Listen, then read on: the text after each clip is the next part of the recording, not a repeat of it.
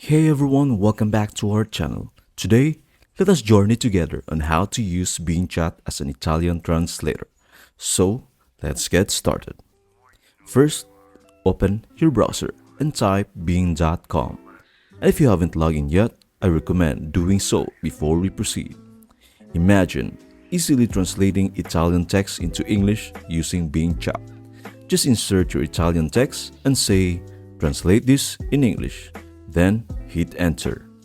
Bing Chat works its magic, swiftly providing you with an accurate English translation that unveils the essence of the Italian words.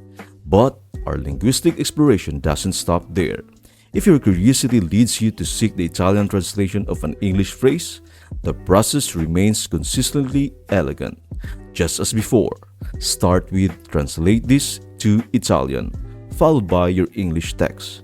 Witness Bing Chat's adept response, seamlessly presenting the precise Italian translation. While Bing Chat's capabilities are undeniably impressive, it is important to recognize that accuracy can vary, especially in complex contexts or when dealing with sensitive terms.